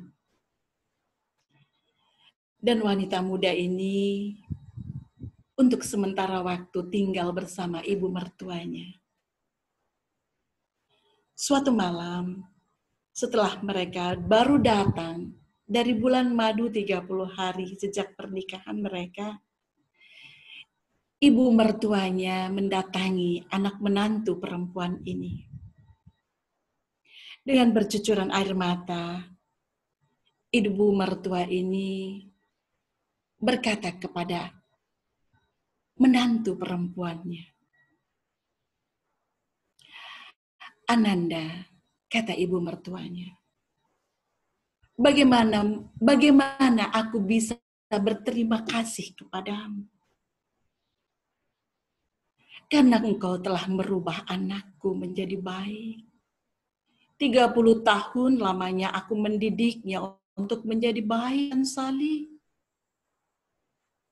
Tapi lagi-lagi aku tidak bisa dan tidak mampu. Dan dia tidak kunjung menjadi baik. Kata ibu mertuanya kepada menantu perempuan ini. Aku sangat berterima kasih kepadamu, anakku. Karena engkau telah merubah anakku menjadi baik dan salih. Padahal selama 30 tahun aku mendidiknya. Tidak kunjung bisa. Lalu perempuan salihah ini berkata kepada ibu mertuanya, "Duhai ibu, sejatinya aku tidak melakukan apa-apa atas diri anakmu. Karena sesungguhnya engkaulah yang telah bekerja keras, membangun dia menjadi baik dan salih. Selama 30 tahun, ibaratnya engkau telah menyusun batu bata, 100 batu bata, untuk menjadikan anakmu baik dan salih. Sampai susunan batu bata ke-99. Lalu datanglah aku. Lalu aku letakkan satu bata bata itu menyempurnakan bangunan 100 batu batamu. Sehingga anakmu baik itu bukan upayaku. Anakmu baik dan salih itu atas upaya 99 batu bata yang telah engkau susun. Sedangkan aku hanya berkontribusi 1 dari 100 yang engkau mau maksudkan. Masya Allah. Perempuan salihah itu hanya melihat orang lain yang baik. Dia selalu mengevaluasi dirinya dan kekurangannya. Orang baik itu teman-teman wanita salihah itu selalu melihat ibundanya baik, mertuanya baik, suaminya baik. Kalau saya ya mah beda. Kalau ada orang yang ngomong kayak gitu, ibu mertua ngomong saya kayak gitu, saya bilang sama Mbak Nita Molik yang saya kenal ini, mudah-mudahan Mbak Nita ada di sini. Wah, Mbak, nek duduk aku, Mbak, bojoku iki gak sholat, padahal dikongkon ibu 30 tahun gak iso. Wah, bojoku iku Mbak dise, Mbak, Masya Allah, nek duduk aku, Mbak. Orang salihah, kata perempuan itu, Ibunda, sejatinya aku tidak melakukan apa-apa untuk kesalihan dan kebaikan anakmu. Karena sejatinya engkau telah membangun 99 bangunan dari 100 yang kau harapkan. Lalu datanglah aku yang menyempurnakan 1 sehingga bangunan 100-mu sempurna. Engkau yang telah berjuang selama 30 tahun dan aku baru 30 hari. Sejatinya engkau lah yang menjadi seorang penentu kebaikan anandamu. Bagaimana dengan kita, Ibu? Bagaimana kita menjadi wanita? Betulkah kita menjadi wanita-wanita yang dirindukan surga? Atau sebaliknya? Mudah-mudahan pelajaran kita hari ini memantik ingatan kita yang menjadikan kita mau segera berhijrah dan memperbaiki apabila itu salah. Dan lebih menjadikan baik kalau itu seandainya sudah baik. Terima kasih sudah mendengarkan saya. Mohon maaf lahir dan batin. Selamat berjuang ibu-ibu untuk sampai di surga bersama pasangan kita, bersama anak-anak kita. Karena pekerjaan utama kita adalah membawa mereka semua tiba di surga dengan selamat. Subhanakallahumma bihamdika asyhadu an la ilaha illa anta astaghfiruka wa atubu ilaik. Assalamualaikum warahmatullahi wabarakatuh. Waalaikumsalam. Waalaikumsalam warahmatullahi wabarakatuh. Terima kasih saja. Alhamdulillah. Yang tadi telah dikupas dan diperjelas oleh Bunda ya, bagaimana wanita-wanita yang dirindukan oleh surga. Bunda, sepertinya apa yang tadi dipaparkan oleh Bunda tentang beberapa contoh wanita-wanita yang menjadi ikon surga tadi seakan-akan mudah sekali ya, seperti kita harus bersabar, harus benar-benar taat yang betul-betul taat kepada Allah. Padahal pada intinya, artinya pada kehidupan kita masih banyak hal-hal yang begitu banyak membuat kita tidak seperti itu. Artinya susah dan sulit sekali untuk berlaku sabar. Ini ada beberapa teman yang curhat ke saya juga. Terus bagaimana kalau kita sudah berusaha untuk taat, patuh dan atas syariah yang Allah berikan kepada kita, taat dan patuh kepada suami, tetapi berbeda perangai dengan suami begitu mudah sekali emosi, kemudian sangat itu tadi gambarannya seperti Fir'aun tadi, Ustazah. Enggak lah, enggak seperti Fir'aun. Untuk berbuat seperti Fir'aun enggak ada. Boten. Enggak. Tapi untuk prakteknya itu susah sekali, Bunda. Gimana, Bunda? Baik. Ini teman ada yang merasa pernah disiksa sama suami atau kemudian dihargai oleh suaminya atau tidak diberi nafkah sama suaminya. Sampai seberapa kesabaran kita atau ketaatan kita terhadap beliaunya? Bagaimana, Ustazah? Baik. Jadi ketaatan kepada suami itu ada. Jadi suami itu teman-teman sebatas apa sih kita taat kepada suami? Suami itu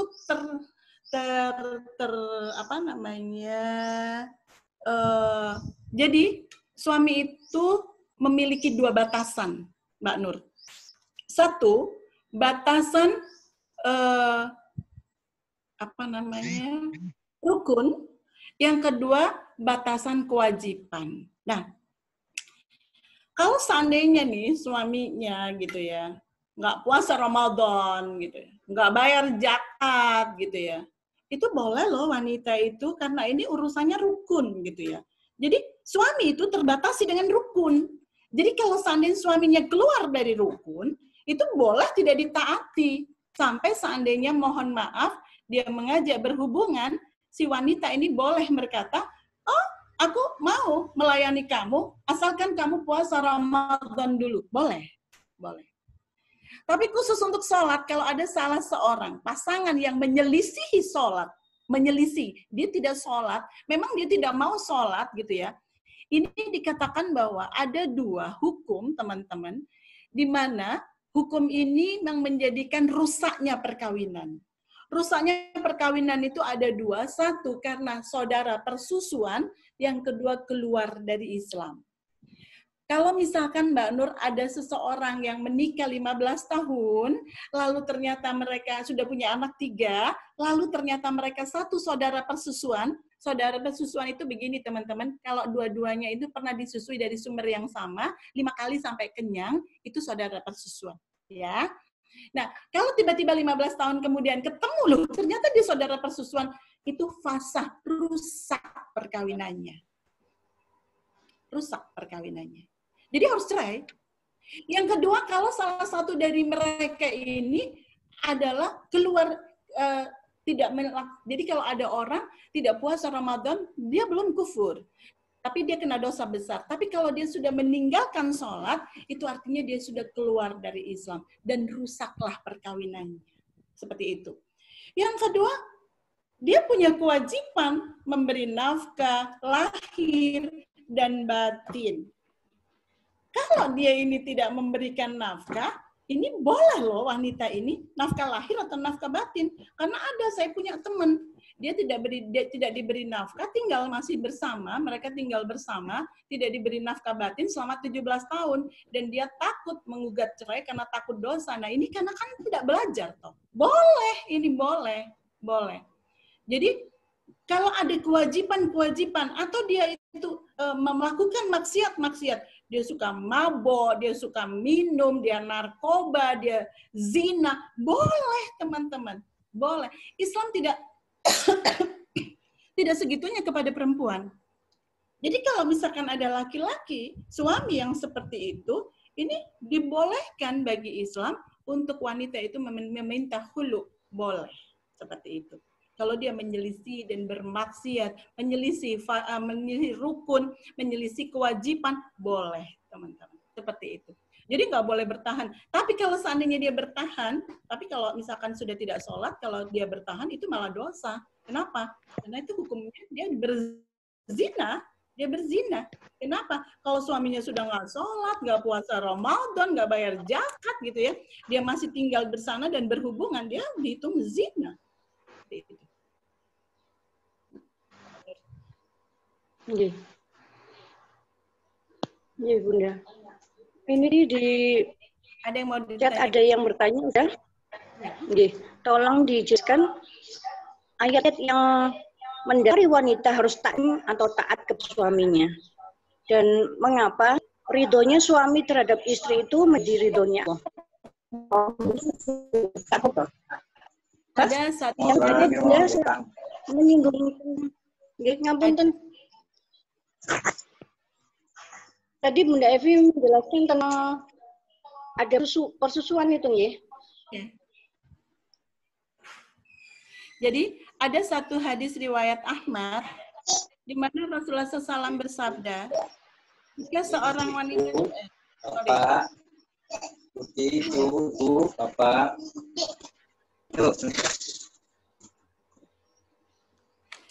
Ada satu hadis riwayat yang berkata teman-teman, Rasulullah SAW, kalau seandainya aku dibolehkan untuk menyuruh seseorang untuk menyembah manusia, aku akan menyuruh seseorang menyembah istri kepada suaminya, seperti itu. Jadi ini sebegitunya. Jadi ketaatan kepada seorang laki, kepada seorang suami itu hampir mutlak. Seperti itu. Jadi Rasulullah SAW berkata, kalaupun seandainya aku dibolehkan untuk menyuruh seseorang menyembah manusia, aku suruh wanita itu menyembah suaminya. Kenapa itu teman-teman? Iya, karena suami itu luar biasa. Jadi begini, kenapa ini hadis ini sampai begininya gitu ya? Karena pada saat seseorang laki-laki itu berkata, aku terima nikahnya Fulana binti Fulan, ini dikatakan, itu langit aras Allah itu terguncang saking kerasnya perjanjian laki-laki itu dengan Allah. Kenapa? Karena bakti, seluruh kebaikan dan keburukan wanita yang menjadi istrinya itu, yang tadinya menjadi tanggung jawab ibu bapaknya, berpindah ke pundaknya. Jadi semua kebaikan dan keburukan perempuan yang sekarang jadi istrinya itu menjadi tanggung jawab laki-laki itu. Jadi sampai dikatakan ada sebuah kata-kata ekstrim dari salah seorang ulama, dikatakan kalau seandainya keluar satu helai rambut dari kerudungnya, laki-laki itu bersiap-siap dengan murkanya Allah. Seperti itu Mbak Nur. Jadi itulah dasar-dasar kenapa wanita itu sebegitunya diminta untuk takzim selama suami itu tidak menyelisihi rukun, tidak menyelisihi kewajiban. Kalau cuma ngamuan, emosian, ya disitulah letak kita dibayar untuk urusan ujian kesabaran. Lo sudah dikasih nafkah batin, terus dia tidak meninggalkan syariat. Masya Allah, emang kayak Fir'aun. Fir'aun itu loh, ngaku Tuhan loh Bu. Istrinya ya Allah kayak gitu. Nah inilah yang saya kenapa hari ini membawa ini untuk kita belajar bersama-sama gitu ya. Jadi kadang-kadang ujian kita dengan suami yang mungkin gimana gitu ya, suami yang suka main HP, suami yang suka main laptop, ya Allah, ayolah tugas kita ini sebagai wanita ini adalah berdakwah di rumah. Bagaimana kita membawa nilai-nilai Islam ini ke rumah, dengan cara apa? Kita dulu yang mengerjakan, yang kedua saya katakan pakailah masker oksigen Anda lebih dulu. Dan selain itu, perempuan ini bagaimana merubah dakwah itu menjadi efektif dengan doa, teman-teman. Dengan doa. Kita tidak membahas itu, tapi insya Allah kita akan bersambung bulan depan. Insya Allah bulan depan, teman-teman, kita akan berbicara tentang jenis-jenis sabar. Macam-macam bentuk-bentuk sabar itu seperti apa. Dan bagaimana kita melaksanakan aplikasinya. Insya Allah kita akan sambung pertemuan wanita dan jalan surga ini dengan jalan kesabaran. Insya Allah kita akan lanjutkan Mbak Nur. Seperti itu. Ada yang mau ditanyakan Ibu-Ibu?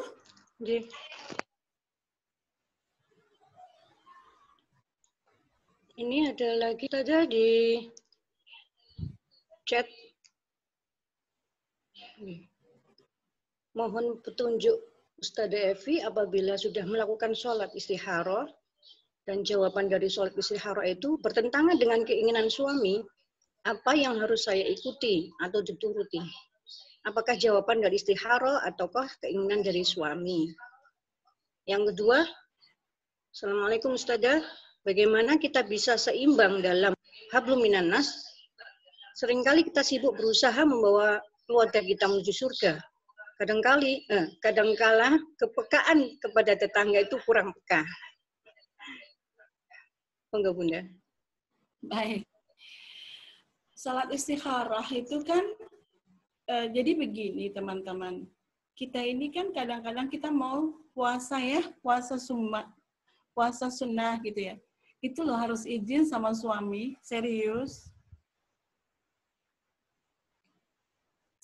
Mau salat lain, izin loh sama suami. Beneran ini, untuk urusan-urusan ini. Nah, kalau salat istikharah itu kan sebenarnya kan tidak eksplisit gitu ya. Kadang-kadang kan kita tidak tahu bahwa itu adalah kecondongan kita atau memang jawaban dari Allah. Nah, kalau saya masih memilih suami gitu ya. Walaupun jadi saya ini ada masalah nih. Misalkan saya kebetulan ini sebagai contoh. Saya ini punya saudara, teman-teman, miskin gitu ya. Dan saudara saya ini miskin ini, saya setiap bulan menyantuni beliau. Tapi beliau bukan orang Islam. Suatu hari saya mendapati saudara ini mengolok-ngolok Islam. Lalu suami tidak berkenan saya untuk membantu dia karena kebencian orang ini kepada Islam. Saya berat untuk tidak membantunya karena ini saudara miskin, tidak punya siapa-siapa. Tapi saya tahu dia membenci Islam. Apa yang harus saya lakukan? Apakah saya terus harus ini? Apakah saya harus ikut suami? Kita cari dasarnya. Dasarnya mana nih dasarnya? Ternyata dasarnya itu teman-teman bahwa kita tidak boleh berdekatan dengan orang-orang yang membenci Islam. Bahaya, nggak boleh. Yang kedua ternyata apa yang disampaikan suami ini benar gitu ya. Nah, kalau kita memang bisa mengajak dia, menyampaikan tentang urusan-urusan ini. Nah, ini mau saya masukkan bahwa ada hal-hal yang sepertinya baik tapi dilarang sama suami, itu karena memang ada dasar-dasarnya. Nah, kita memang harus patuh sama. Saya bilang, oh ini duit-duitku dewe, misalkan gitu. Saya lo ngebantu dia pakai uang pendapatan saya sendiri. Oh, saya juga dagang kok, saya punya penghasilan sendiri kok. Tetap kita masih harus dengerin apa kata dia. Kenapa? Suami itu nilainya 9. Kalaupun kita punya, ada banyak orang menyelisih kita, cuma nilainya 1. Nah, ini teman-teman yang harus jadi patokan. Jadi, saya punya teman gitu ya, dia diselisihi sama saudaranya. Saudaranya nggak suka sama dia. Sehingga suaminya ini nggak terima kalau istrinya itu diselisihi. Tapi istrinya pengen terus memberikan santunan kepada saudara-saudaranya gitu ya. Tapi suaminya keberatan. Apa yang harus dilakukan? Saya bilang kepada dia, suamimu ini yang bekerja. Dia punya uangnya. Kalau dia berkeberatan atas apa yang kamu lakukan untuk membantu saudara-saudaramu yang menyelisih kamu, yang menyelisih Islam, ya hentikan. Suamimu ini adalah 9 nilainya. Sedangkan saudaramu yang banyak itu baru 1. Nah ini teman-teman saya katakan bahwa inilah apa yang saya katakan bahwa saya lebih mendengarkan kata suami. Saya ini ada 2 orang yang saya takut menyelisihi. Yang pertama ibu saya, teman-teman. Yang kedua suami saya. Kalau suami saya sudah bilang nggak boleh gitu, saya benar-benar saya takut banget gitu. Saya takut karena apa yang dikatakan Rasulullah itu tadi, kalaupun seandainya aku dibolehkan menyuruh seseorang menyembah manusia, aku suruh seorang istri menyembah suaminya. Enggak segitunya juga kok saya. Tapi saya tetap patuh apa yang dia katakan. Itu teman-teman. Terus yang kedua, bagaimana nih menyeimbangkan hablum minan nas dengan tetangga? Gimana pertanyaannya, Mbak Nur?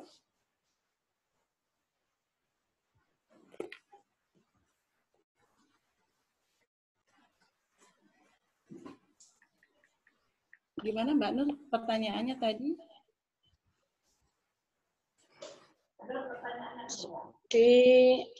Sebentar Ustazah. bagaimana kita bisa seimbang dalam hablum minnas. Seringkali kita sibuk berusaha membawa keluarga kita menuju surga, tetapi kepekaan kepada tetangga itu kurang. Wong bawa keluarga ke surga itu bisa melibatkan keluarga kok. Misal nih ya, ada tetangga gitu ya, dia tidak mampu. Ini waktunya dalam kondisi anak-anak bayar sekolah. Kita bisa ajak anak-anak, nah ini benar-benar, ini yang kami aplikasikan. Itu loh nak, tetangga kita yang di situ itu, anaknya banyak.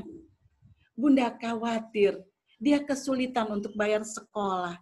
Ini musimnya kita bayar sekolah. Kalian ada uang tanah, ayo kita urunan untuk kita berikan bantuan padanya. Ini gampang. Atau misalkan, ini loh, lagi puasa, Senin dan Kemis, besok ini hari Kemis. Gimana kalau kita ini kirim makanan agar mereka bisa berbuka puasa. Kalaupun mereka tidak puasa, kita bisa kirimkan ini sebagai amal solih kita dalam urusan-urusan bertetangga. Ayo urunan bisa. Lu kok malah sibuk sampai lali tonggo, gak salah toh. Ya nggak bisa begitu. Makanya kita sensitif ngelihat surrounding. Kenapa? Katanya kalau kita ini meneladani Rasulullah, teman-teman, Masya Allah. Rasulullah itu yang pertama itu yang dipunya adalah empati. Kalau kita ini sekarang ini mumpung kita ini menjelang Maulid Nabi yang dikatakan kita ini meneladani Rasulullah. Rasulullah itu adalah yang dipunya empati. Yang kedua apa? Beliau itu punya ambisi untuk senantiasa mengajak orang lain dalam urusan kebaikan. Ambisi, tapi ambisinya adalah mengajak orang lain dalam urusan-urusan kebaikan. Nah, ini juga harus kita tularkan kepada anak-anak. Mengajak mereka berempati. Ini dalam kondisi pandemi, kita punya banyak orang-orang yang kesulitan dalam urusan-urusan makanan pokok. Kita bilang, yuk kita urunan, yuk kita beli beras 5 kiloan. Seadanya, semampu kita punya 10 sak, ya 10 sak kita bagi. Bisa. Atau kita kirim makanan mateng, ayo kita masak, ya urunan. Saya selalu melibatkan mereka untuk urunan. Apa saja saya minta urunan mereka. Mereka mau 50.000, itu pun semua saya ajak. Jangankan anak-anak, Kodimah pun saya ajak. Kenapa? Kok mentolo banget ya? Kodimah diajak. Loh iya, karena saya mencintai dia karena Allah. Saya masih berharap bertemu lagi dengannya di surganya Allah. Ini teman-teman. Jadi jangan diputus, ngurusin keluarga aja, apa sih dilurusin? Urusan itu sebenarnya adalah bagaimana kita ini bermanfaat bagi, dikatakan kan, kata Rasulullah, orang yang sukses itu bukan orang-orang yang menduduki jabatan tertentu. Orang yang sukses itu apa kata Rasul? Khairun nas anfa'uhum linnas. Orang yang bermanfaat untuk orang lain, yang banyak manfaatnya untuk orang lain. Dan ini adalah salah satu jalan surga, teman-teman. Begitu. Jadi Bunda, terima kasih. Kurang satu lagi boleh Bunda? Boleh. Untuk yang terakhir nih, tadi Bunda menyinggung tentang nasab karena persusuan, ya. Nah itu kalau hukumnya bagaimana? Ini ada yang bertanya Bunda. Kalau dikatakan, apakah yang dikatakan saudara persusuan itu kalau dia sudah mau minum susu langsung dari puting ibu yang lain, atau boleh dengan donor ASI yang sekarang lagi ngetren itu Bunda, bisa dianggap saudara persusuan? Ya, itu tadi ada banyak hal yang masih maksudnya sepertinya baik, tapi ternyata itu banyak hal mudorot gitu ya. Donor ASI gitu ya, itu kan kita tidak tahu. Yang jelas yang saya dapatkan itu adalah meminum, saya tidak tahu tentang donor ASI, tapi dalam bentuk kehati-hatian saya sebaiknya itu tidak dilakukan, karena saya mendapat literasi yang saya dapatkan adalah meminum dari sumber yang sama 5 kali sampai kenyang, seperti itu Mbak Nur gitu ya, 5 kali sampai kenyang gitu ya. Sampai bayi itu sudah kenyang. Apakah itu dari puting atau dari dot, itu kan kalau saya bilang saya masih khawatir sekali gitu ya. Kalau seandainya saya mengatakan dari dot itu tidak, kalau iya saya belum dapatkan literasinya. Jadi saya untuk kehati-hatian tidak saya lakukan itu seperti itu. Karena itu akan menjadi, bisa jadi kan kita tanpa sengaja ngambil dari botol yang sama gitu ya, 5 kali sampai kenyang. Kalau itu menjadi saudara persusuan, bagaimana kan berabe jadinya seperti itu. Gitu. Jadi makanya saya katakan janganlah melakukan hal benar seperti itu, Mbak. Kalau hanya satu isapan aja, Bunda, Ya. maksudnya hanya satu kali tidak mengenyangkan begitu. Ya, saya pernah menyusui keponakan saya, anak dari anaknya om saya, karena sesuatu hal ibunya belum datang, akhirnya saya susuin tapi baru satu kali. Setelah saya tanyakan secara fikihnya, bukan saudara sesusuan, bukan. Ukurannya 5 kali sampai kenyang. Nggih. Mudah-mudahan paham semua nggih, Bunda-bunda. Tadi dari pertengahan materi yang dijabarkan Bunda tadi sudah saya ingatkan di chat. Mohon untuk kita dalam adabnya bertaklim itu untuk membuka video sehingga kita bisa melihat ustadzah dan saling bersilaturahmi. Iya. Untuk kedepannya ya Bu semua. Insya Allah depan kita ada pertemuan untuk kajian ini tanggal 24 November, Bunda. Insya Allah masih bisa. Insya Allah. Selasa. Insya Allah. Ya, Selasa pekan keempat ya, pekan keempat hari Selasa pekan keempat gitu ya. Kita lanjutkan teman-teman. Bagaimana sih kita bisa mencari jalan surga ini dari jalan pintu sabar. Saya akan menyampaikan bagaimana aplikasi tentang sabar, bentuk-bentuk sabar itu bagaimana, aplikasinya bagaimana. Insya Allah kita bertemu bulan depan. Terima kasih Bunda. Sama-sama. Kita tutup dengan kafarat majelis. Alhamdulillahirrabbilalamin. Astaghfirullahaladzim. Subhanakallahumma wa bihamdika asyhadu an la ilaha illa anta astaghfiruka wa atubu ilaik. Jazakumullah khairan katsir. Sama-sama. Terima kasih ya Ustazah. Sampai ketemu lagi. Assalamualaikum warahmatullahi wabarakatuh. Waalaikumsalam warahmatullahi wabarakatuh. Mbak Evi. Terima kasih, Evi. Assalamualaikum. Waalaikumsalam. Assalamualaikum. Tiga praktek ya? Tiga praktek ya? Apa?